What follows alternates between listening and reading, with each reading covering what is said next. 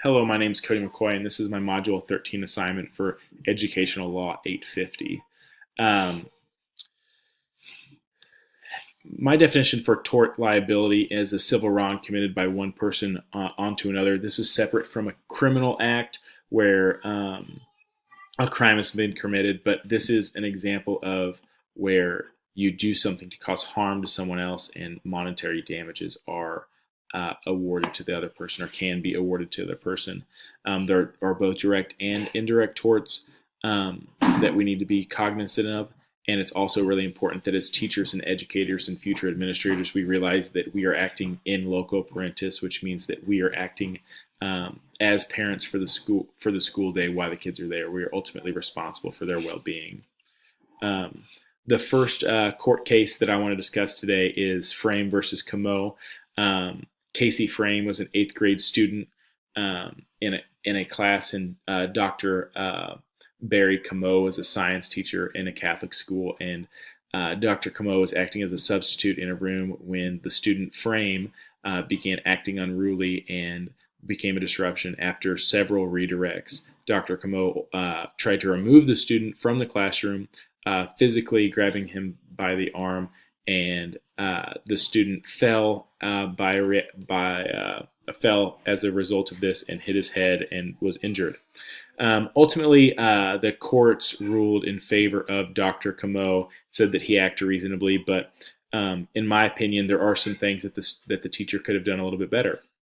As a proactive measure, we need to remember and we need to remind teachers how to handle difficult students in a classroom and what to do if a student needs to be removed. Reactively, we need to review district policy and determine if the teacher had violated that policy. Just because Dr. Comeau was not found liable in the courts, he still acted in a way that was not professional, and we have to find out exactly what the best court and what course of action to take is, and whether or not the district has a stance on that. Ethically, teachers shouldn't be touching children in any way, especially in an aggressive way. If a student needs removed and is refusing to do so under their own will, call an administrator. Get an administrator involved, and they can take that course of action and find out exactly what they need to do. The next court case that I want to discuss is Flanagan versus Canton. Brendan Flanagan was a 5th grade student at Canton Middle School, and they were in gym class. The teacher noticed that the class had been a little unruly that day and discussed it with the students, sent them to go get dressed, and was discussing different students' actions with them outside of the changing area. Ultimately, Flanagan was pushed by another student and got hurt. Here, the courts ultimately sided with Flanagan and determined that because the class had been a little unruly that day, that Canton had been supervising them a little bit closely. And ultimately, supervision of children is one of the most important jobs that teachers have.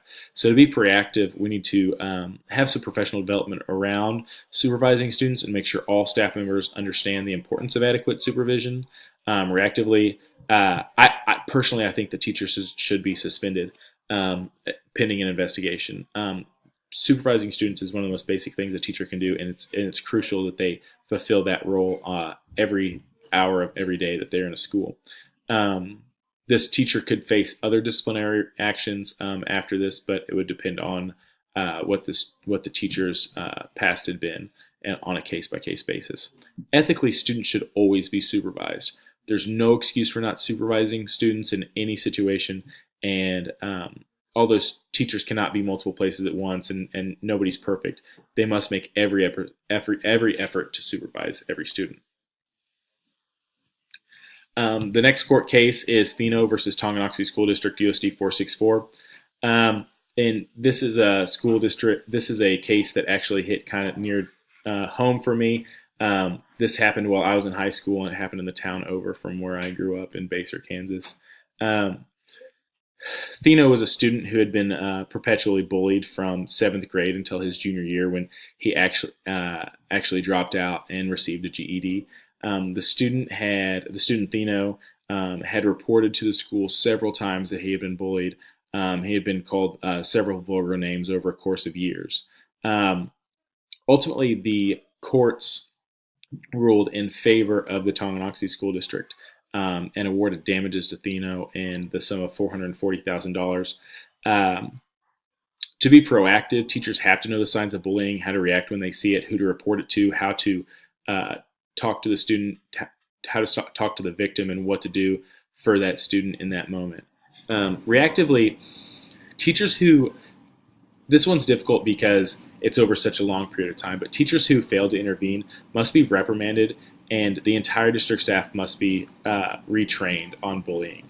Um, this happened over a course of years. So that means that there's a cultural problem within the school district that as a leader we have to address, and we have to do everything we can to make sure that all students feel safe in our schools. Ethically, it comes back to that schools to the students feeling safe. If they don't feel safe, there's no chance of them to learn as much as they possibly can, and we must do everything we can to be vigilant in protecting all of our students. The next court case is Donovan versus Poway, USD 167.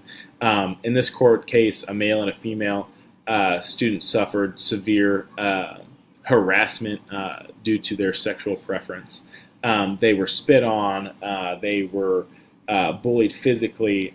They were called all kinds of names. The students ultimately dropped out, and the courts sided with the students, the leading plaintiff being Donovan.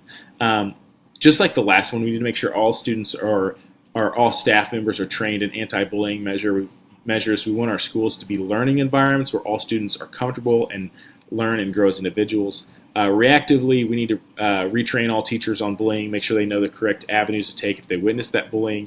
We also need to train teachers on documenting issues as they arise. Ethically, in this case, it's clear that teachers and administrators did not have the well-being of every single student at heart because they were so negligent and they refused to do anything.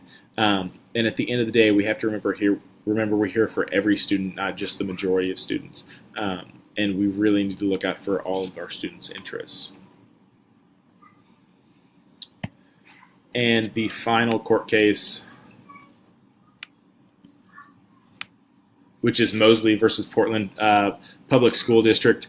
In this case, Cressetta Mosley was attending classes at Jefferson High School when during her lunch hour she was involved in a fight. The other student, Wanda Griffin, pulled a box cutter and stabbed Mosley several times in the chest and even in the face. In this example, the courts ruled in favor of Portland Public Schools, saying that the students were adequately supervised, but ultimately a student was severely injured in a school, so it's really important that we look at a case like this and we try to learn and we grow for it. We need to make sure all teachers every year know that they are responsible for supervising all students, and make sure that they know how important it is for them to monitor their students at all times.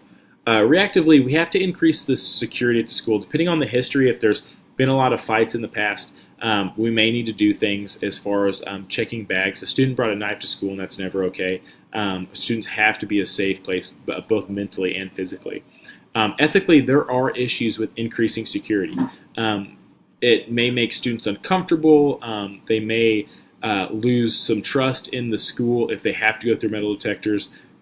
I currently work in a school where every student goes through a metal detector and their bag goes through a scanner, and they are searched regularly, and it does have an effect on students' view of the school. But ultimately, as educators, we have to do everything we can to make sure all of our students are safe.